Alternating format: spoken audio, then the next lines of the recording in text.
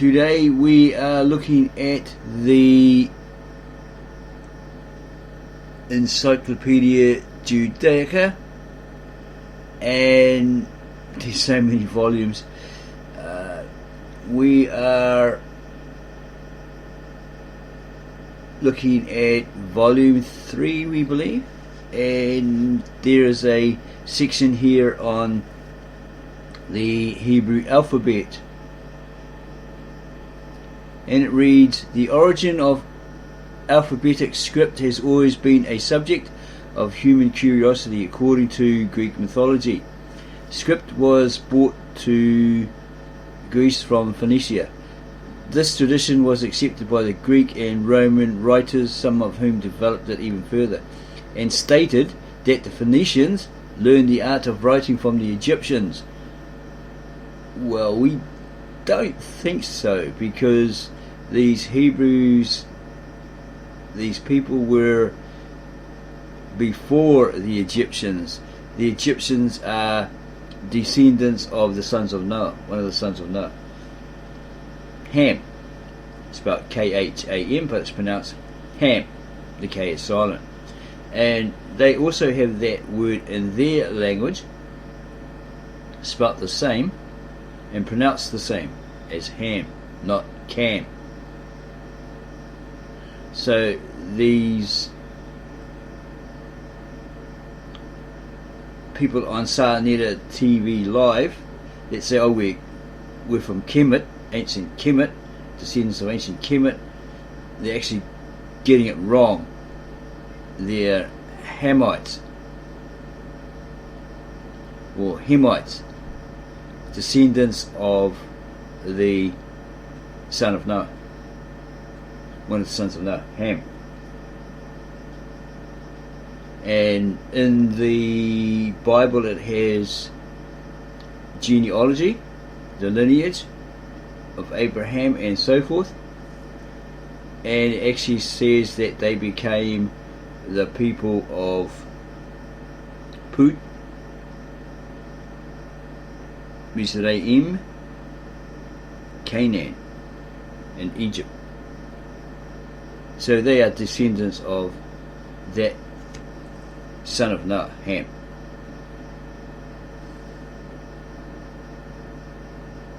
Okay, so your scholars who subscribe to the theory of the Egyptian origin, while others believe that the Phoenician script developed from the Akkadian cuneiform. Well, that's what we believe, because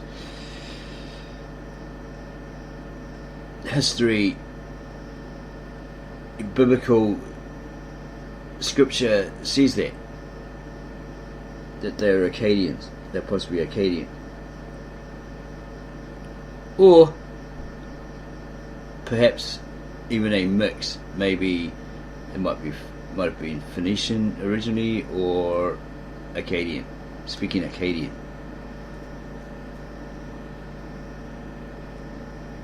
In the 19th century, there were scholars who subscribed to the theory of the Egyptian origin, while others believed that the Phoenician script developed from the Akkadian cuneiform. Okay, so one was a pre-runner to the other. Cretan linear, Cypriot syllabic, and Hittite hieroglyphic scripts. Outline of the entry: Northwest Semitic, cursive script, square script. That would probably be what led up to the Tav Asherah, which was a square script. Letters used as numbers: Braille, manual for the deaf, and shorthand. Northwest Semitic, the Proto-Canaanite and cuneiform Canaanite scripts. Modern investigation into the origin of the alphabet began in 1905 with the discovery of the Proto-Sinaitic inscriptions by Sir Flinders Petrie at Sarabit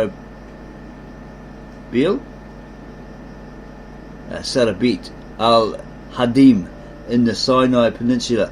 These were short texts inscribed in an unknown pictographic script of approximately the middle of the 2nd millennium BCE, before the Christian era. The first steps towards decipherment of these texts were taken 12 years later by Sir Alan Gardiner, who noted a recurrent series: Oxgoad, Canaanite, Lamd, Lamd, House, equals Bayit, Bayt, I, equals Ayn, Ayn, Oxgoad, and so forth. For the lady goddess was Lamd, Bayat, Ayn, Lamd, Tau. For the lady goddess. Since then, many attempts at decipherment have been made. The most eminent study is that of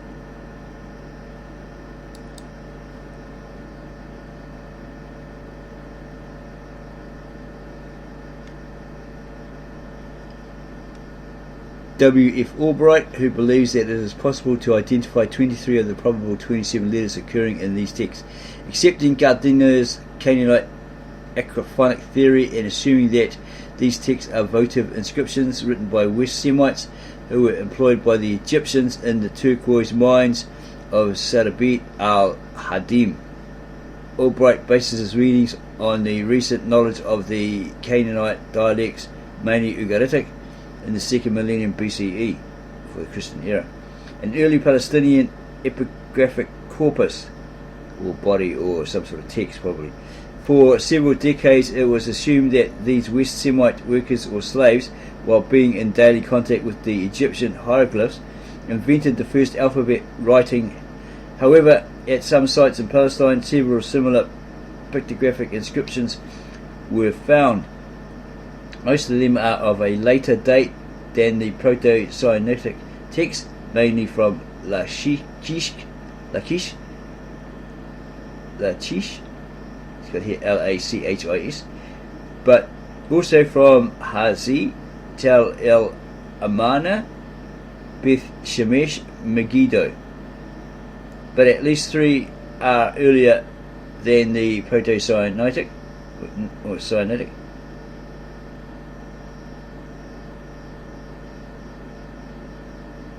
Inscriptions from Shechem, Gezer, and Lachish. See figure 1. So figure 1 is to the left here. This one.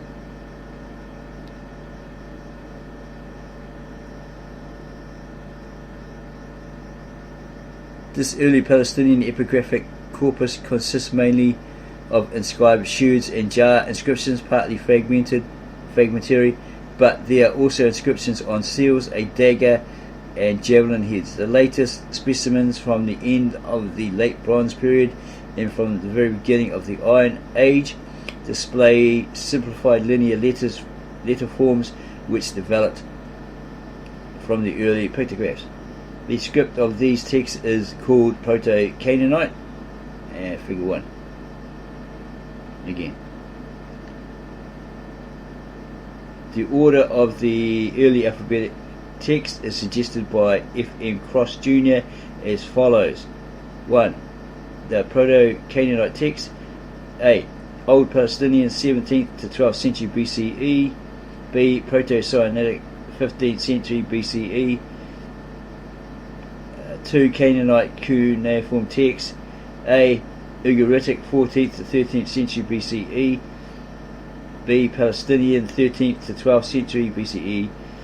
Proto-Canaanite script as the source of later alphabets. The Proto-Canaanite alphabet seems to copy some pictograph signs from the Egyptian hieroglyphs. Some Canaanite communities adapted the method of writing as in the Akkadian cuneiform syllabic script, i.e. clay tablets and stylus, to the new alphabetic system. Akkadian cuneiform was used in the latter half of the 2nd millennium for international correspondence, even between the Egyptian pharaoh or king and his vassals in Palestine. See El Amana. The cuneiform alphabet was not limited to Ugarit in northern Canaan. Specimens of this script were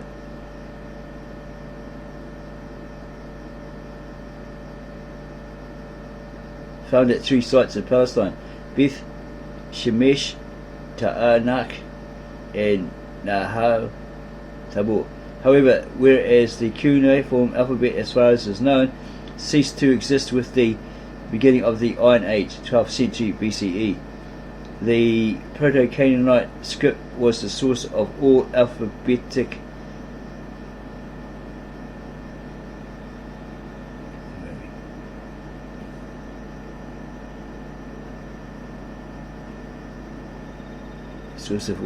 scripts, which later spread throughout the entire world. From this script, the Proto-Arabic script branched off in the course of the 13th century BCE. This is the parent script of the South Arabic, Monumental, and the Ethiopic script, as well as the Talmudic, Sephardic, and Lehanic scripts. The main offshoot of the Proto-Canaanite script, however, is the Phoenician, from which the ancient Hebrew and Aramaic, as well as the Greek alphabets, evolved. That's figure 2. It's up here. The term alphabetic script. It has been alleged that the term alphabetic does not fit West Semitic writing. This script, using letters for consonantal phonemes, i.e. each sign represents a consonant plus any vowel or zero vowel, is in I. J. Galb's opinion a system of syllabic writing. While it is true that the West Semitic system of writing is a less developed stage than Greek, the term alphabet itself does not mean that each letter must stand for either a consonant or a vowel, or for a consonant plus any vowel. Alphabet means a number of letters, 20 or 30 approximately, listed in a fixed order, notwithstanding their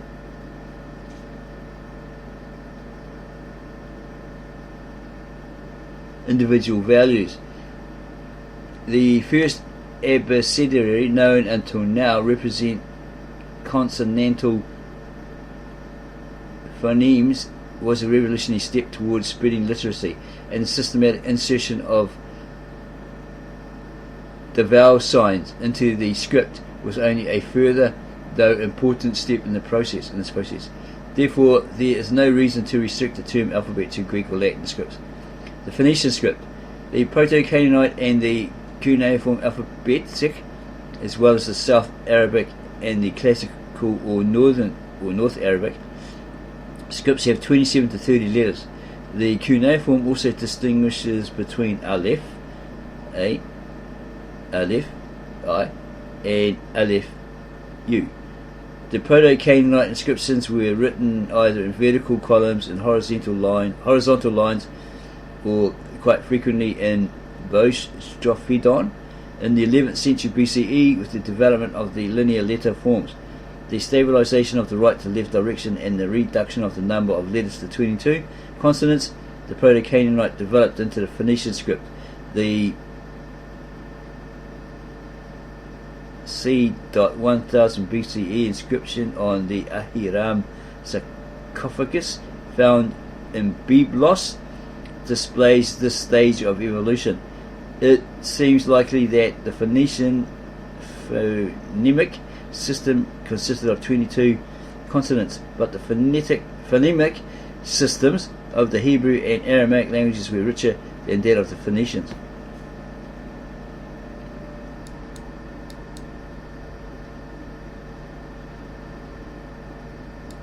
And it gives you some examples of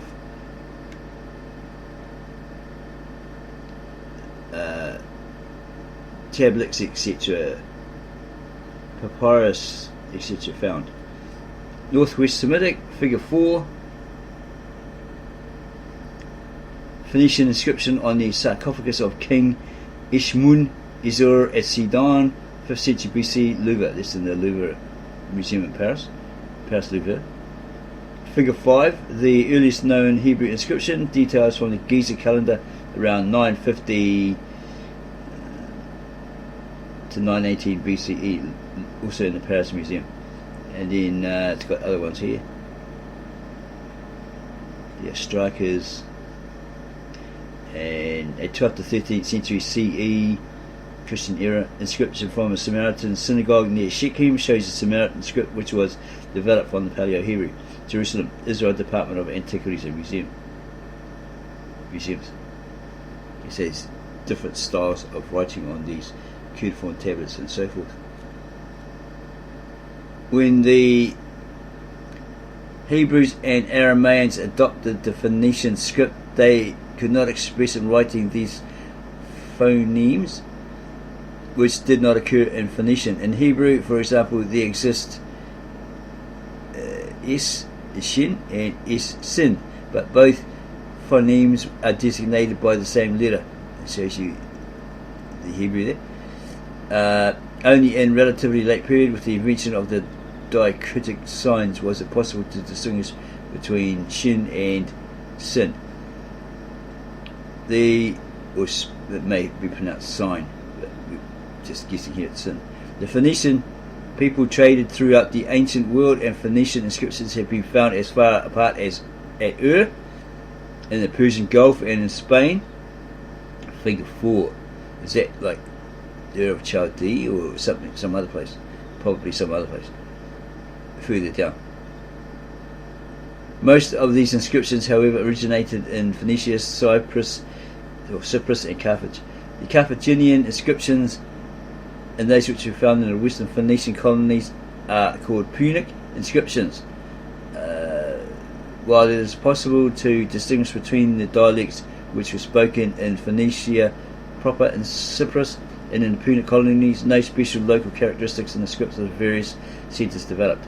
This one trend evolution seems to be reflected in the scarce ink written cursive material, but it is especially obvious in the many monumental, mainly votive inscriptions. Whereas the Phoenician inscriptions of Eastern origin after the 3rd century BCE are rare, the number of the Punic inscriptions, mainly from Carthage, increases in the late 3rd and early 2nd centuries until the destruction of Carthage in 146 BCE. It seems likely that in this period there developed in the West an independent cursive, which was later adapted to monumental writing by the Neo-Punic, or the New Punic communities, existing in North Africa after 146 BCE. This is the Neo or New Punic script. The Hebrew script. The Hebrews adopted the alphabetic script together with other cultural values from the Canaanites in the 12th or 11th century BC. They followed the current Phoenician script until the 9th century, when they began to develop their own national script. Okay, so might be that period, or Isaac's era, as it's been stated, that's when it developed. We aren't too sure on that, if this is different. Is that in line with Isaac's era in the Bible, which wasn't that long after Abraham? So they adopted the alphabetic script together with other cultural values from the Canaanites in the 12th or 11th century BCE. So that would then verify that they adopted and adapted the Canaanite script and probably scripted the name of God wrong as El, which was a pagan god of the Canaanites. And then when these descendants eventually came out from there and migrated somewhere else, they took that with them. Okay, so that's why you get El Shaddai, Elohim, etc. Okay, perhaps, and many other names like that.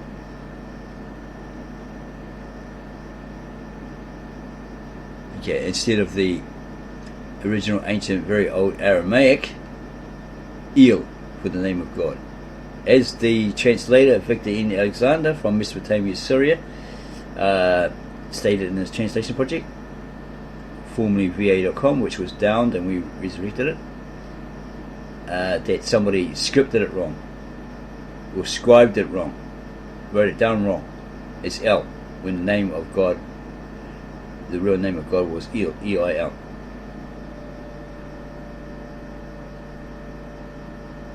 Early inscriptions. The Gezer calendar is considered to be the earliest Hebrew inscription known. Its script resembles the scripts of the 10th century Phoenician inscriptions from Byblos. So we're thinking, yeah, sure, cuneiform text would have been really hard to write, using a stick and that wedge, right? Probably more or easier understood and writable by those in the know, so that's why experts taught younger people, right, or students, okay, and maybe they thought, well, it's really, really hard, really, really difficult. Let's try and find something a hell of a lot easier. Let's create a different script. Okay. Oh, look at the Egyptians. Okay, we could probably borrow from them or the Phoenicians or whoever, because they traded with them, and then develop their own, okay, a much easier one. Okay, because we have a book called The Timetables of History, and actually talks about that. Is The Timetables of History, the new 3rd edition, revised edition by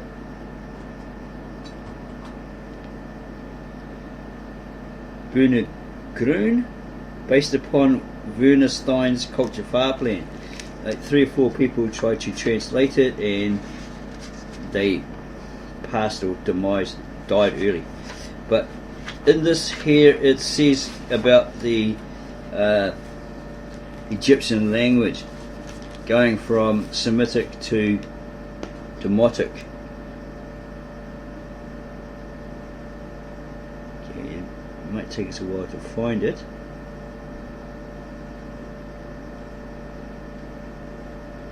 Okay,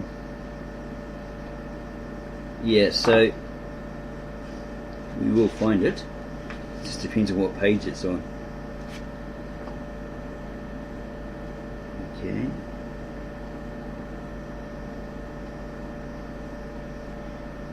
When we find it, we'll get back to you on that. Okay.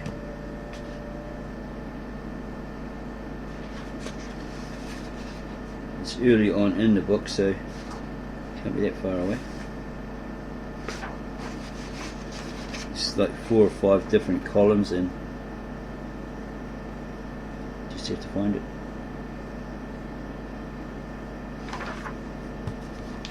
Okay.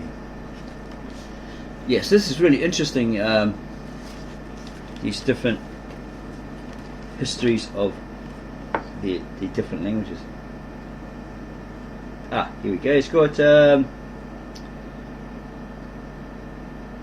page 2 of the book B, literature theatre column.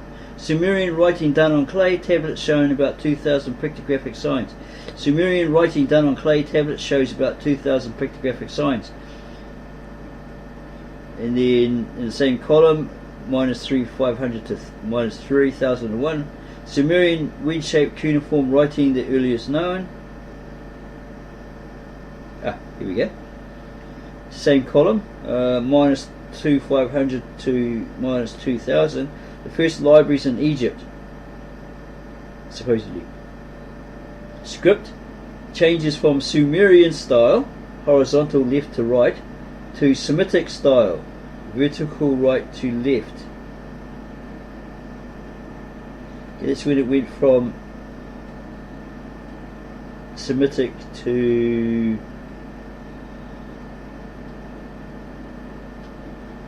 Demotic. Eventually went from Semitic to Demotic. I'm just trying to find that one.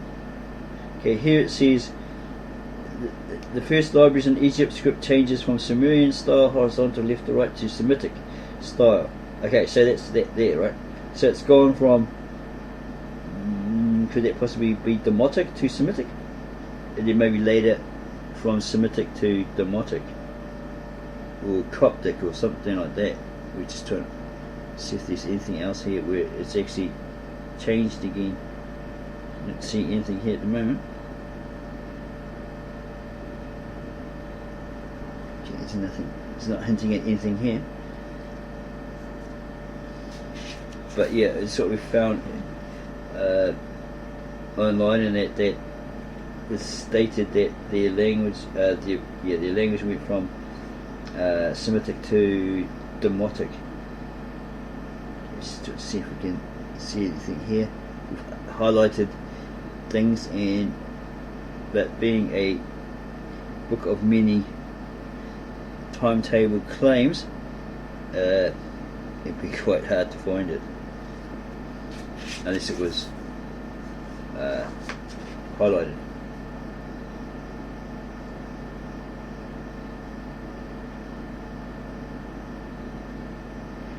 Here on page 6, B, Literature Theatre, it has leather scrolls with translations of old Babylonian texts into Aramaic and Greek represent link between early clay tablets and Greek papyrus. Syrian language changes from Phoenician to Aramaic.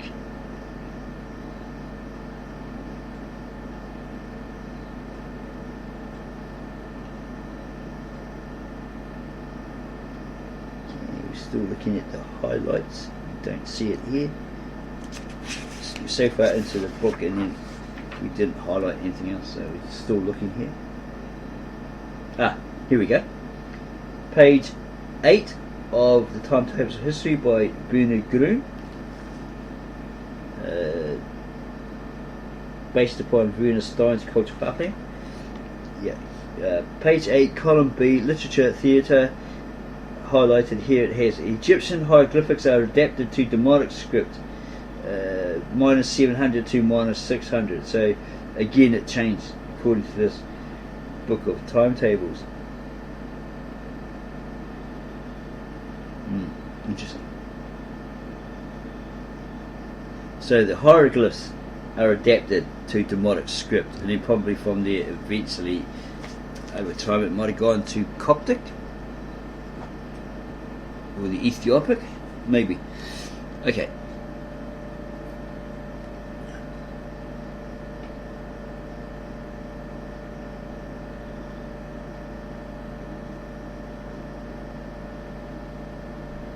So look at this. Where did we leave off?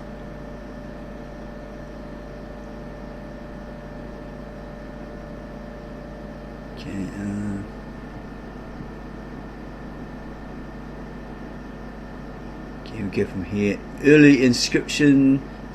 The Giza calendar is considered to be the earliest Hebrew inscription known. Its script resembles the scripts of the 10th century Phoenician inscriptions from Byblos. The spelling of two words reflects the contraction of the diphthong ay, which is either a Phoenician or a North Hebrew. Compare Samaria Ostraka linguistic feature.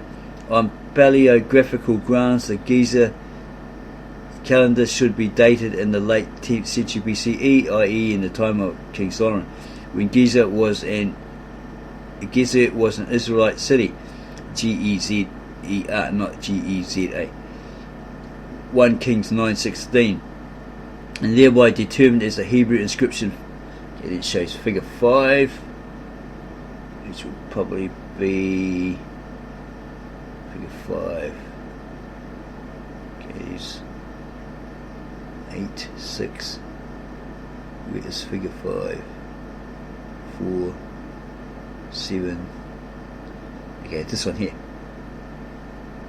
It's a script there.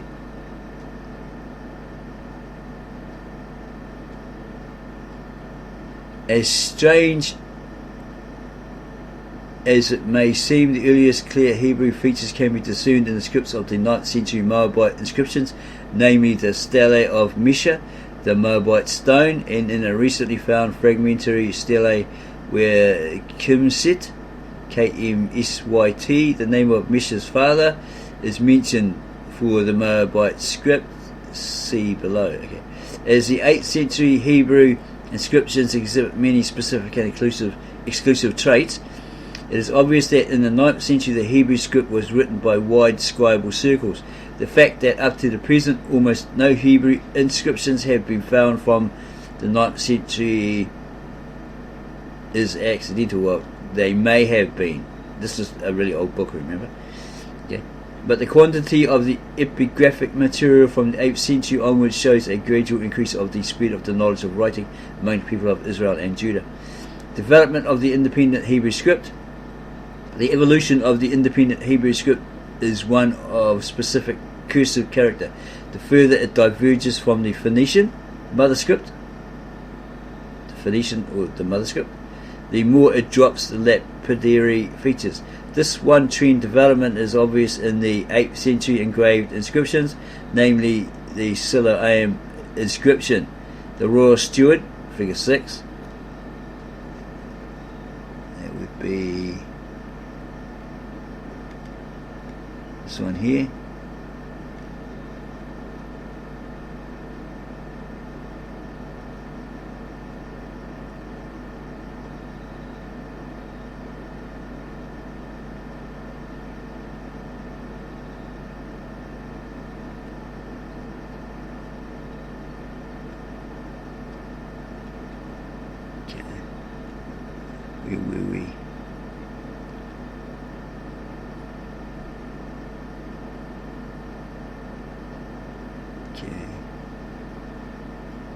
Something down here, I think.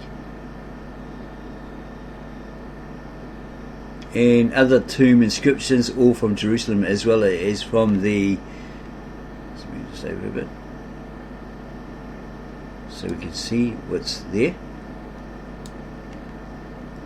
Fragmentary Hebrew inscription on an ivory, which was taken as booty, probably from Samaria to Nimrod, and the hundreds of the 8th to the 6th century Hebrew seals from various sites. And so it's saying that Hebrew inscription on ivory, which was taken as booty, probably from Samaria to Nimrod. Maybe that was a place, not the actual guy of the old Genesis account. And the hundreds of the 8th to the 6th century Hebrew seals from various sites, because they named places in those days after somebody well known, like an ancestor or forefather or as such. These inscriptions on hard material were written in a cursive style, copying even the shading, which is a natural feature of pen and ink writing. This lack of lapidary script may indicate that the custom of erecting stelae by the kings and offering votive inscriptions to that deity was not widespread in Israel. Such an assumption would explain how the specific lapidary element could disappear from the Hebrew script. Hebrew epigraphic materials. There is some indication of the common use of papyrus, in addition to the 7th century palimpsest. Papyrus, preserved in the dry climate of Wadi Murabat near the Dead Sea. About 20 clay ceilings of papyrus rolls have been found, mostly in Lachish.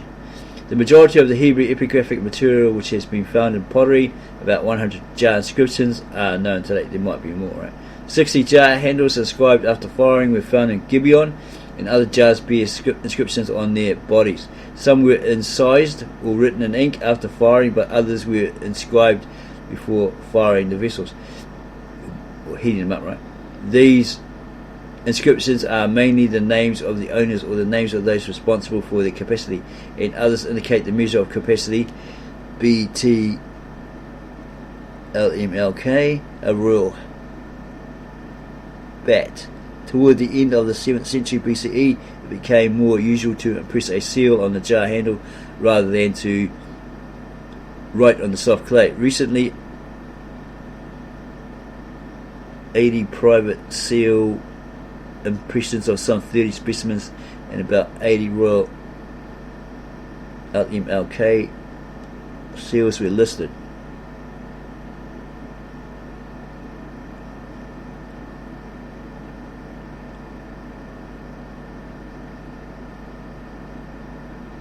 It's M.L.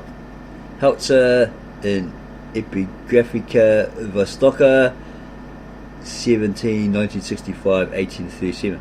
The most important Hebrew epigraphic material consists, of course, of ostraka, some of which were incised, for example 2 dockets from Tal Kasil, a name list, and a message-like short letter from Samaria, but most were written in ink. The majority of ostraca were found in Samaria, Lachish, and Arad. This corpus, or this body, together, probably mean this writing, together with the Siloam inscription and ostrakon from Mizad Hashaviyahu, the most important source for the first study of the Hebrew language in the period of the First Temple. Sources for the Hebrew language in the First Temple period. The Samaria ostraca consists of 63 dockets belonging to the 8th century BCE, probably to the time of Jeroboam II. That's supposedly the king. It was around at that time that Jonah went into Nineveh, we've found. But there's disputes on that, right? They were found in the storage rooms of the royal palace and describe shipment of wine and oil brought in by farmers from various places, presumably as taxes. This material is the main source for study of the Hebrew dialect spoken in the northern kingdom, while the other material reflects the Judahite or Jerusalemite dialect.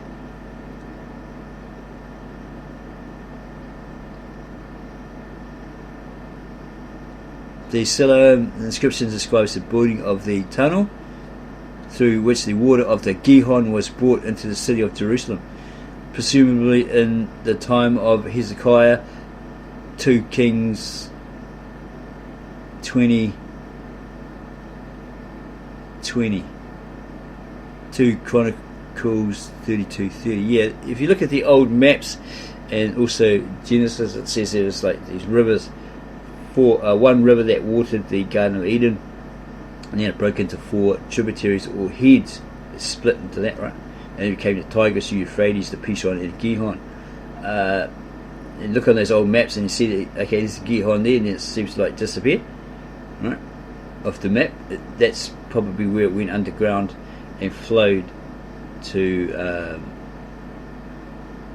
Jerusalem, Israel, here as it mentions.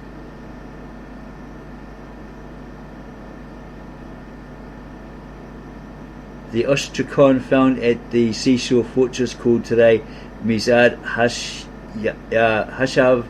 Yahu near Yavne Yam Minat Rubin is a letter written by a reaper who worked in the royal estate of Hosea, king of Judah. The reaper complained to the local governor of the confiscation of his garments.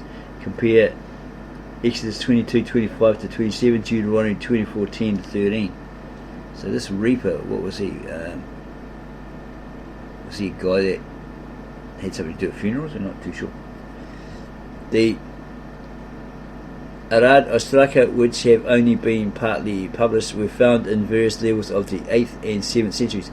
The published material from about 600 BCE consists mainly of short messages dealing with supplies for the mercenaries employed in guarding the southern border of Judah. Figure 7. Yeah, it would be something around here. Let's have a look. Figure 7. There'd be a letter example, right? Okay, 6, 8.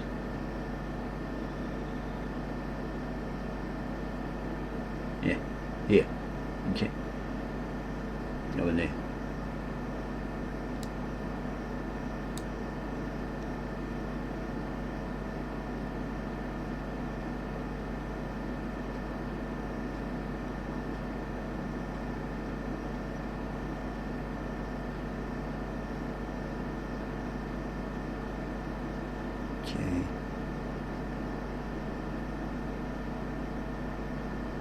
The 18 Lachish ostraca are letters sent by an officer to the governor of Lachish, who was probably in charge of the defense of the area on the eve of the Babylonian conquered.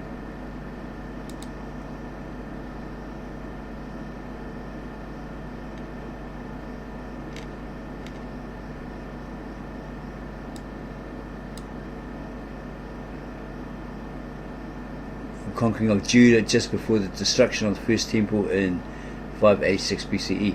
These ostraca reflect the most developed cursive hand, figure 8. Okay, Paleo-Hebrew script. The Hebrew script did not cease to exist after Babylonian capture of Judah, when most of the nobles were taken into exile. It was used by the people who remained to work the fields. The 6th century inscribed jar handles from Gibeon, on which the names of wine growers are listed, are an example. However, from the 5th century onward, when the Aramaic language and script became an official means of communication, the Paleo-Hebrew script, i.e. the ancient Hebrew characters as used in the time of the Second Temple, was used for writing Hebrew both in Judah and Samaria. It was preserved mainly as a biblical book hand by a coterie of erudite scribes, presumably of the Zadokite priesthood.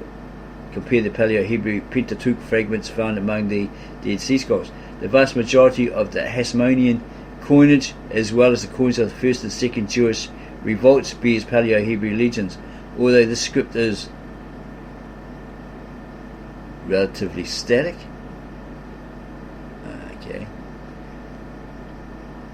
a relatively static formal hand, it seems likely that the Hasmoneans did not revive a forgotten national script. They struck coins with legends of a known writing which survived, though in a narrow circle, in the period of the Second Temple. Together with the discovery in Wadi Dali of Aramaic deeds written on papyrus in Samaria in the 4th century BCE, 2 clay ceilings of Hebrew texts written in the Paleo-Hebrew script were found there without any Samaritan peculiarities. It seems likely that the divergence of the Samaritan script began sometime in the last 2 centuries of the first millennium BCE. The Samaritans continued to use this script for writing both Hebrew and Aramaic texts, but the Jews ceased using it after 135 CE, Christian era. A comparison of the earliest Samaritan inscriptions and the medieval and modern Samaritan manuscripts clearly indicates that the Samaritan script is a static script which was used mainly as a bookhand. The rise of the Aramaic script. The Arameans adopted the Phoenician script in the 11th or 10th century BCE, before the Christian era. The first Aramaic monumental inscriptions originating in the Aramaean kingdoms in the 9th and 8th centuries, Damascus, Hamat and Samal apparently, were written in the Phoenician script. The earliest clear Aramaic features are discernible in the cursive script of the mid-8th century. In this period, the Assyrians introduced the Aramaic language and script as a common means of communication among the various nations in the Assyrian Empire. Moreover, it became a lingua franca. It was like a trendy language, right? And was used from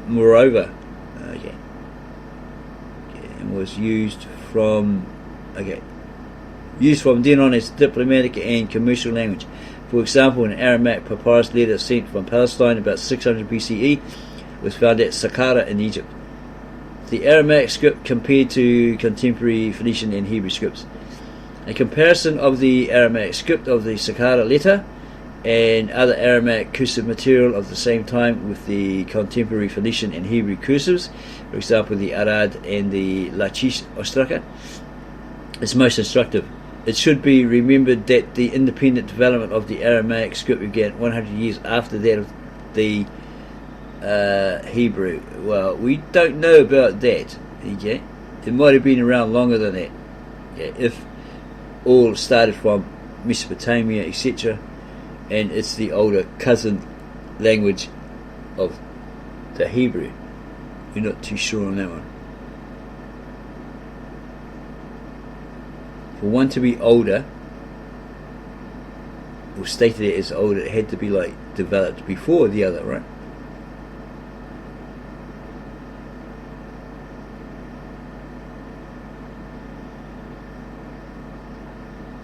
Could be a Neo-Aramaic development or something like that. We're not too sure now. The script began 100 years after that of the Hebrew, supposedly. The Aramaic script, omitting various bars, looks like shorthand in comparison with the Phoenician and particularly the Hebrew script. This phenomenon can be explained by the differing geopolitical and cultural factors prevailing among the respective peoples using the variation or various scripts. The Phoenician script was relatively widely used among the trading people but remained a national script. The conservative Hebrew script was developed by a nation tending to preserve its traditional values from the late 8th century BCE. Okay, so that would be around about that time that Jonah went to Nineveh. Well, he went mid-8th century apparently. The fall of Samaria. This script was more or less restricted to Judah and was written by a people dwelling in a mountainous land away from the international highways. On the other hand, the Aramaic script written by many peoples became a strictly practical means, stripped of all sentiment. Figure 10. The Moabite, Edomite and Ammonite scripts. He goes on about that.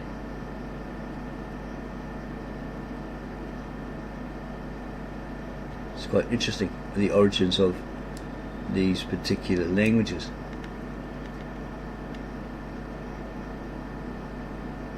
Okay, and it goes further and it says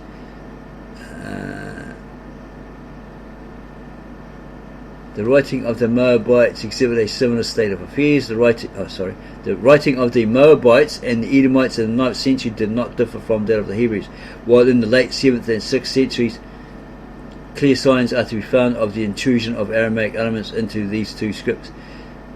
This intrusion probably began in the last third of the 8th century BCE, when the political influence of Israel and Judah came to an end and the Assyrians appeared on the king's highway south of Damascus. The recently published 9th century BCE Amman citadel inscription shows that the Ammonites spoke in a Canaanite dialect similar to Hebrew and Moabite, but adopted the Aramaic script from the Arameans who lived in Damascus. About a score of Ammonite 7th century seals written in contemporary lapidary Aramaic indicate that the Ammonites followed the Aramaic scribal tradition common in the Assyrian Empire. The official Aramaic script and its descendants, Aramaic being an official language of the Assyrian, Neo-Babylonian, or the New Babylonia, and Persian empires, was spoken and written in a vast area. Aramaic inscriptions have been found in Egypt, North Africa, Palestine, Syria, Asia Minor, Mesopotamia, Persia, Afghanistan and Pakistan.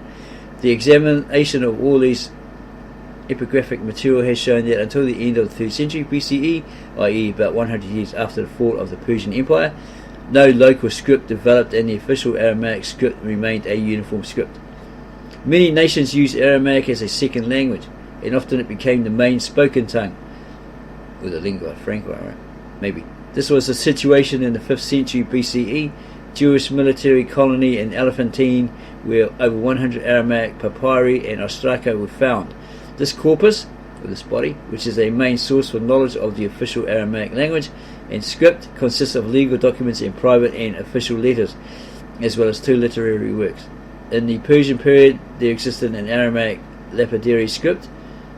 Compare the 4th century Judean jar stamps, but the influence of the cursive hand was so strong that many inscriptions on hard material were written in a cursive style. The lapidary script died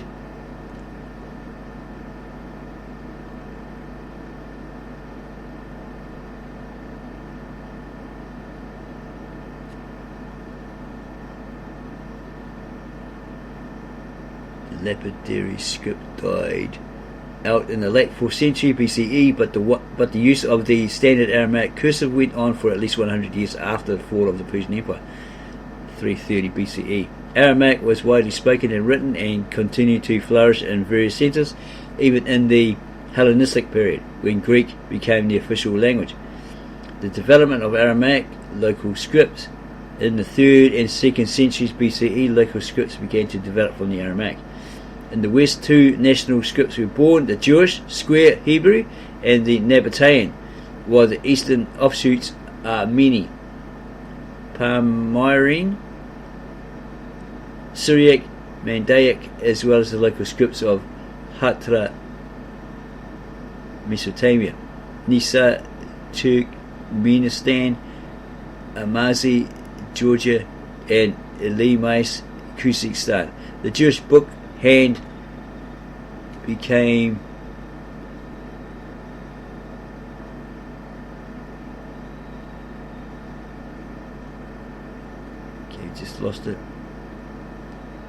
Jewish book hand became stabilized in the Herodian period, Herodian period, and it did not undergo essential alterations until the present.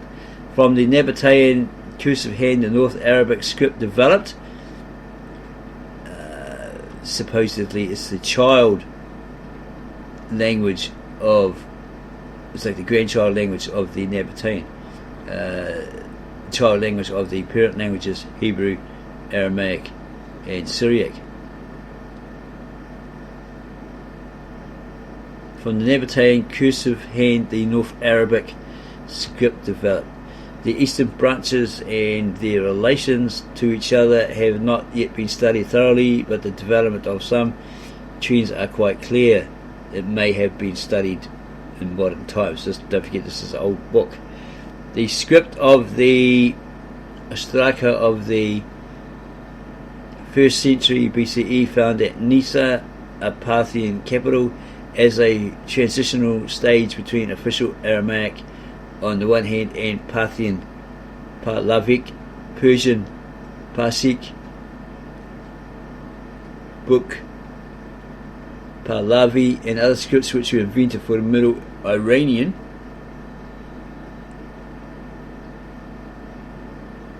languages on the other hand. This writing also employed a system of Aramaic ideograms. Is that idioms? A type of idiom? The script of the inscriptions and the coin legend of the Elamians, or Elamians, is the ancestor of the Mandaic writing. The Mandaeans are a religious sect living,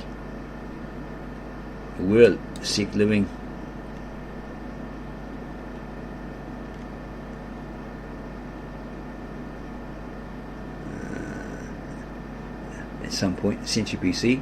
We go back to get that date.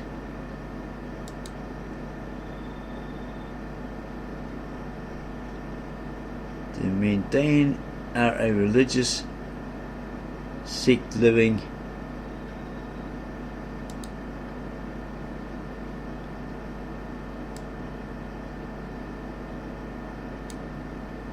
in Khuzestan near the Persian Gulf, who preserved an Eastern Aramaic dialect resembling that of the Babylonian Talmud. The earliest Syriac inscriptions stem from the 1st and 2nd centuries CE, that's in the Christian era.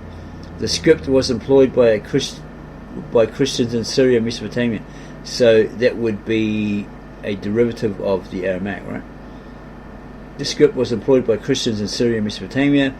There are three main Syriac styles of writing. The Stranglo, which resembles the script of the early inscriptions, is formal. The Surto, ordinarily used by the Jacobites, is a developed cursive. The Nestorian hand is another cursive variation. Syriac is an Eastern Aramaic dialect spoken by the Christian communities in Edessa, modern Urfa, and it's Urfa is Arabic for Edessa, right? Modern Urfa today. In its vicinity, however, although the Palestinian Christians spoke in a Western Aramaic dialect, they adopted the Syriac script and wrote in a style similar to Estranglo. The Manichaeic script is an offshoot of Syriac. It was invented in the 3rd century CE by Mani, the founder of the Manichaean sect, as a book hand for writing religious manuscripts in a Middle Iranian dialect. The Jewish script. The Talmudic tradition, Sanhedrin 21b, ascribes the adoption of the Aramaic, Assyrian, script to Ezra, who brought it from the Babylonian captivity. However, Aramaic arrived in Judea also through the Babylonian and mainly through the Persian administrations. At any rate, it became the colloquial language at first of the educated classes and then of wider circles. So being colloquial means it had these idioms, it had these sayings. Like American, it's colloquial, very different from colonial, British colonial English. So you have these sayings, like the eye of the tiger or something like that, right?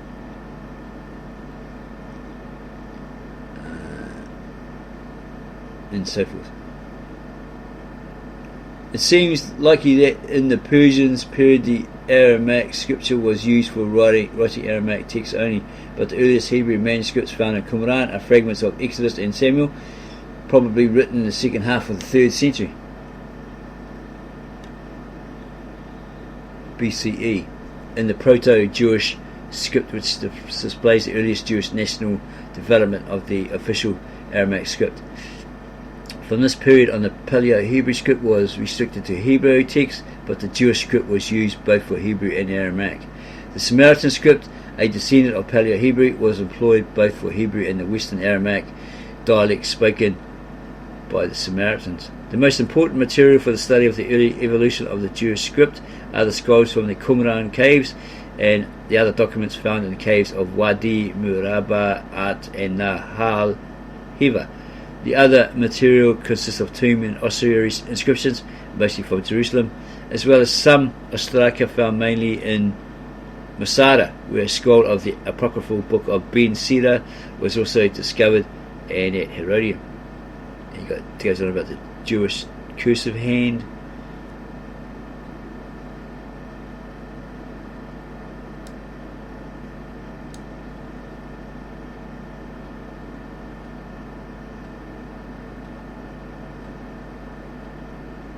And it goes on about the Palestine Syria type.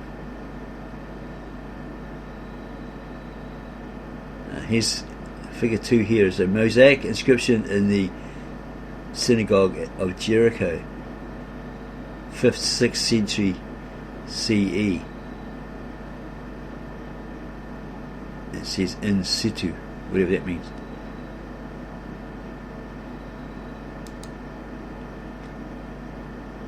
And here's some examples of the different writings.